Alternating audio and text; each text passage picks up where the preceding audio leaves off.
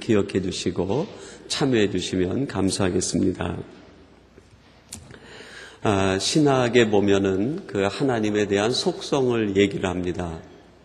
하나님에게는 두 가지의 속성이 있는데 하나는 사랑이고 하나는 공이다, 그렇게 말합니다.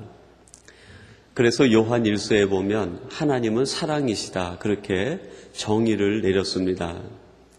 하나님은 모든 죄를 덮고 용서하실 만큼 사랑이 크신 분이다 하는 것이죠. 오늘 우리들이 이렇게 존재할 수 있는 것, 그것은 하나님의 사랑 때문이라는 사도들의 고백이고 성경의 가르침입니다. 또한 하나님의 공의 중에 하나가 공의인데 이 공의는 진노하시고 심판하시는 것입니다. 교부 가운데 성 어거스틴이 있는데요. 그 어거스틴이 그런 말을 했습니다. 왜 도대체 하나님은 모든 죄를 덮을 만한 사랑을 갖고 계시면서 왜 공의의 속성을 따로 가지고 계시는가? 이미 죄를 다 용서하실 만한 사랑이 있다고 하면 구태여 하나님의 속성 가운데 공의라고 하는 속성은 필요 없는 것이 아닌가. 사랑으로 다 용서가 됐는데 공의가 구태여 무슨 필요가 있는가. 그러면서 이 어거스틴이 하나님의 공의에 대해서 묵상을 하기 시작합니다. 그러면서 마침내 결론 지은 것이 그런 결론입니다. 어거스틴의 참회록에 보면 이런 말을 합니다. 인간에게 하나님의 공의에 의해서 책망받을 만한 것들이 있다는 것을 깨닫게 하기 위하여 공의의 하나님이 존재하신다. 하나님이 가지고 계신 공의는 우리를 심판하고 우리를 정죄하고 우리를 하나님이 보실 때에 아주 몹쓸 사람으로 비난하기 위해서 공의가 계신 것이 아니라 내 안에 하나님이 보실 때 미워하는 것이 있다는 것을 깨닫게 하기 위해서 하나님의 공의가 있다는 겁니다. 그러니까 하나님의 공의가 없고 사랑만 있다고 하면 우리 속에 있는 죄도 깨닫지 못하고 내 속에 있는 하나님이 미워하실 만한 것도 깨닫지 못하는 사람이 돼서 결국 자유가 방종으로 빠지게 되고 하나님이 주시는 은혜가 선물로 받아들여지는 것이 아니라 자기 자신의 특권으로만 이해가 될 수 있다는 것입니다. 공의로 인해서 하나님의 사랑이 더 커지게 되고 공의로 인해서 우리 인생은 자신이 얼마나 하나님 앞에서 모순되고 부족하고 죄악투성인 것을 발견하고 깨닫게 된다는 것이죠. 그러면서 어거스틴이 그런 말을 더 이어갑니다. 하나님께도 미워하는 것이 있다. 사랑의 하나님인데 그 하나님도 미워하는 것이 있다는 거예요. 여러분, 하나님께서 미워하시는 것이 무엇이겠습니까? 그거를 알고 그것을 하나씩 하나씩 버리는 것이 우리의 신앙적 삶이고 우리 신앙의 여정 아니겠습니까? 때때로 우리는 신앙생활하면 하나님께 무엇인가 구하는 것으로 생각합니다. 내가 신앙생활을 열심히 해야지 하면 하나님께 내가 뭔가 열심히 구해야지. 근데 어거스틴은 이 논리를 바꿔서 신앙생활이란 하나님이 내게 미워하시는 것이 무엇인지를 발견하고 그것을 하나씩 하나씩 없애는 것, 그것이 신앙생활의 여정이다, 그렇게 표현을 했습니다. 오늘 스데반이 그 종교 지도자들과 자신을 죽이려고 하는 그 수많은 유대인들 무리들 앞에서 모세의 이야기와 광야 생활 이야기를 표현하는데 아주 특징적인 표현을 하나 쓰고 있습니다. 그게 뭡니까? 광야 40년을 가리켜서 광야 교회라고 표현을 했습니다. 하나님께서 너희들을 광야 40년간 보내게 했는데 그 광야 40년이 교회라는 거예요. 그러면 이스라엘 백성들에게 광야 40년 동안 하나님께서 하신 일이 무엇인가? 그들이 가지고 있었던 하나님 보시기에 미운 것들을 광야 40년 동안 전부 묻어버리셨다는 거예요. 여기에서 스데반의 교회론이 나옵니다. 스데반이 말하는 교회론은 뭔가? 광야 교회론인데 광야 교회론의 핵심은 묻어버리는 거예요. 전부 묻어버리는 거죠. 무엇을 묻어버립니까?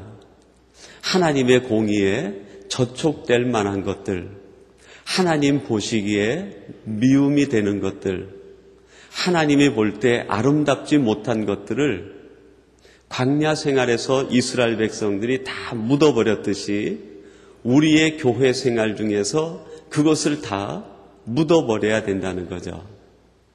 그러니까 신앙생활은 다른 말로 표현하면 묻어버리는 거예요. 공의의 표현으로 하면 묻어버리는 것이고 사랑의 표현으로 하면 어떻게 될까요? 하나님의 속성 중 사랑의 속성으로 얘기한다고 하면 덮어버리는 거죠. 우리의 신앙생활은 한쪽으로는 묻어버리고 한쪽으로는 덮어버리는 거예요. 하나님이 볼 때 내게 미움이 되는 것들, 하나님이 볼 때에 아름답지 못한 것들을 묻어버리는 거죠. 그리고 하나님의 속성으로 우리 눈에 띄는 것들을 덮고 덮는 것. 그래서 야고보서에 보면은 사랑에 대한 정의를 덮는 것이라고 정의를 합니다. 하나님의 공의는 심판하기 위해서가 아니라 묻어버리기 위해서 우리에게 주시는 하나님의 은혜의 통로죠. 이 하나님의 은혜의 통로인 사랑과 공의가 여러분 삶 속에 조화를 이루어서 하나님 보시기에 미운 거 발견되어지면 그것을 교회에서 묻어버리고 또 우리 눈에 띄는 것이 있으면 하나님의 사랑의 속성으로 덮어버릴 때 그곳이 하나님의 나라가 되고 우리의 마음에 진정한 하나님의 교회가 뿌리를 내리고 성장하고 자라게 되지 않겠습니까? 그러면 여러분 구체적으로 오늘 스데반이 말하는 스데반의 교회론에 나오는 묻어버려야 될 것이 무엇인가? 오늘 본문을 통해서 한 두 가지를 함께 생각해 보려고 합니다. 첫째는 불신과 불순종을 묻어버려야 된다 하는 것입니다. 여러분 39절 상반절에 보니까 이렇게 말씀합니다. 우리 조상들이 모세에게 복종치 아니하고자 하여 거절하며 그랬어요. 하나님의 뜻을 전하는 그 하나님의 뜻을 복종치 아니하고 거절하였다. 그리고 신명기 1장 26절에 보니까요. 그러나 너희가 올라가기를 즐겨 아니하고 너희 하나님 여호와의 명을 거역하여 그랬습니다. 하나님의 명령을 거역하는 것, 하나님께서 광야 생활 40년 동안에 그것을 다 묻어버리셨다는 거예요. 하나님의 뜻을 거역하는 것, 하나님의 명령을 우리들이 순종하지 못하고 하나님의 말씀이 내게 부딪힐 때 그 말씀을 슬쩍슬쩍 밀어놓는 것이 여러분 우리 사는 평생에 얼마나 될까요? 이스라엘 백성들이 애굽에서 나올 때 약 장정들만 군인들만 60만 명 가까이 나옵니다. 근데 보통 성경학자들은 어린아이와 노약자까지 하면 한 200만 정도는 되지 않았을까 그렇게 추정을 해요.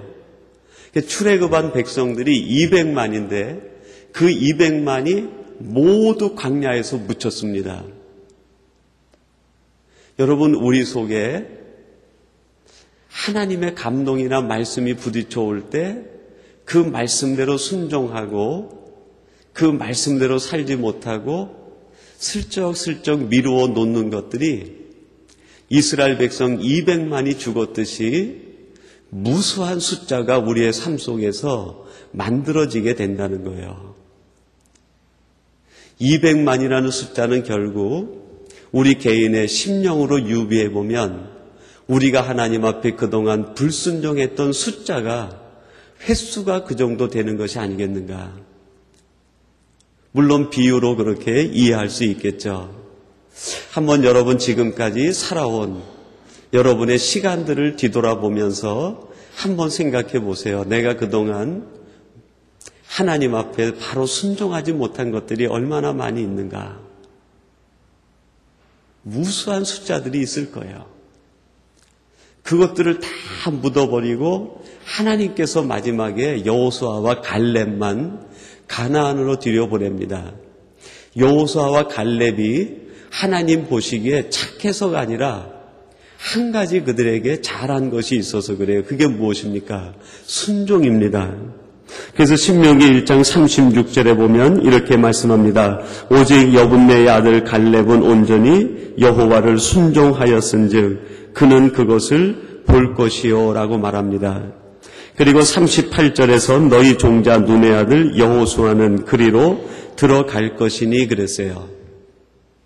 모든 불순종은 다 거기에 묻어버리고 순종의 사람 여호수아와 갈렙만을 가나안으로 들여보냈다는 거예요. 여호수아와 갈렙만을 들여보냈다는 것은 결국 불순종은 다 묻어버리게 하시고 순종만 하나님이 쓰신다는 거죠. 오늘 저와 여러분들이 광야 생활, 우리의 신앙과 우리의 교회 생활을 통해서 날마다 하나님 앞에 묻어버려야 될 것은 불순종과 불신을 묻고 하나님의 말씀에 대한 순종과 신실한 믿음을 우리는 날마다 세워나가 하나님 보시기에 아름다운 사람이 되어야 될 것입니다. 여러분, 그러면 도대체 하나님은 왜 이 불순종을 묻어버리게 하셨을까요? 광야 40년 동안 왜 그렇게 오랜 시간 이것을 묻어버리게 하셨을까요? 이것이 없어져야 결국 크리스찬의 성품이 변하기 때문입니다. 광야 40년 동안 하나님께서 원하신 것은 하나님의 백성들의 성품이 변화되기를 원하신 거죠. 그 성품이 변화되기 위해서는 무엇보다도 불순종이 묻어지고 그리고 하나님의 말씀에 절대 순종하는 순종의 사람이 될 때 그 성품이 그리스도를 닮아가고 그 마음이 예수 그리스도의 마음을 닮아가게 되는 것 아니겠습니까? 여러분, 이것을 먼저 경험한 사람이 있는데 그 사람이 누굽니까? 바로 이스라엘 백성들의 광야 지도자 모세였어요.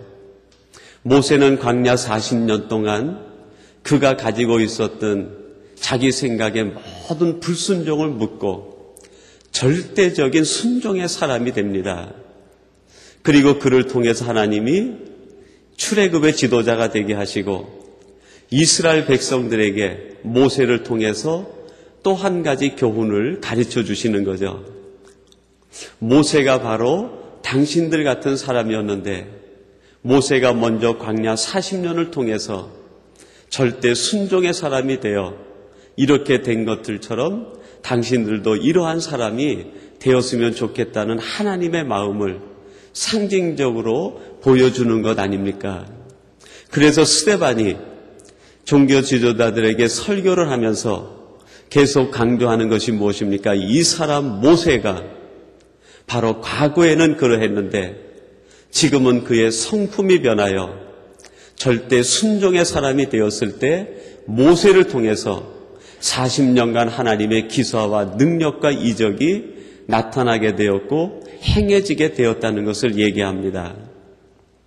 여러분, 그러면서 39절에서는 우리 조상들이라고 말하면서 신명기 1장 26절에서는 너희라고 말합니다. 우리 조상들이 광야 40년 동안에 그들의 불순종을 묻고 순종의 사람이 된 것처럼 오늘 이 말씀을 듣는 너희들이, 말씀으로 보면은 당시 유대 종교 지도자들이겠죠. 너희들이 불순종을 묻고 순종의 사람이 되어야 되겠다.